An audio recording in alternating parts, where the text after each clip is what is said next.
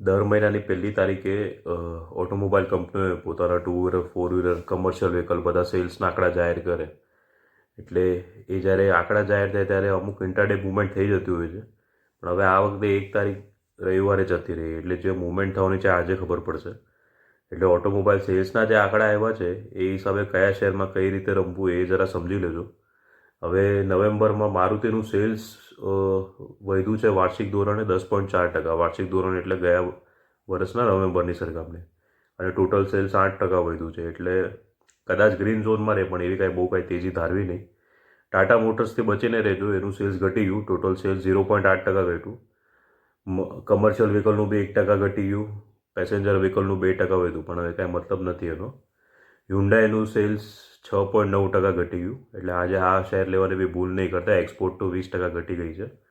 Eicher મોટર્સનું share આજે green ઝોનમાં રહી શકે, કેમ કે એમની જે રોયલ એનફિલ્ડ છે એનું 2% વધ્યું ડોમેસ્ટિક સેલ. એક્સપોર્ટ 96% વધી ગઈ. અને એમનું જે કમર્શિયલ વ્હીકલનું સેક્શન છે VEVC કરીને એનું સેલ્સ 7.3% વધી ગયું. એટલે આજે આ શેર થોડું ફાયદાકારક રહી શકે. ટીવીએસ મોટરનું બી કુલ સેલ્સ વધ્યું છે 10.2%.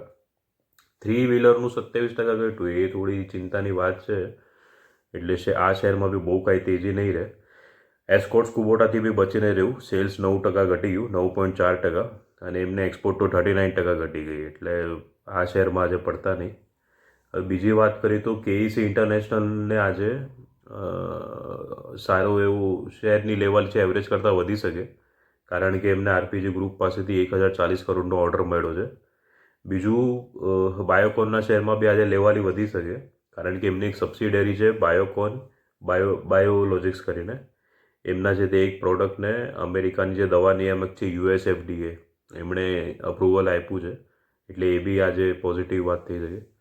એસ્ટર DM હેલ્થકેરમાં પણ મળી શકે તેજી, કારણ કે કેર હોસ્પિટલ સાથે મર્જ થશે એવી એમણે જાહેરાત કરી છે. કેર હોસ્પિટલને બ્લેકસ્ટોનનો સપોર્ટ છે.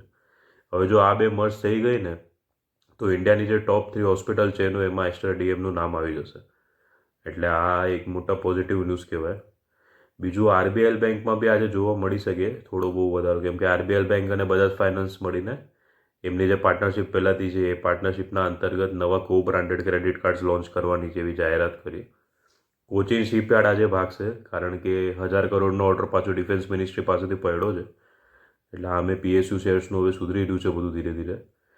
GP પેટ્રોલિયમને 223 કરોડનો ઓર્ડર મળ્યો હિન્દુસ્તાન પેટ્રોલિયમ કોર્પોરેશન પાસેથી, SPCL એટલે આજે GP પેટ્રોલિયમનો શેર બી વધી શકે.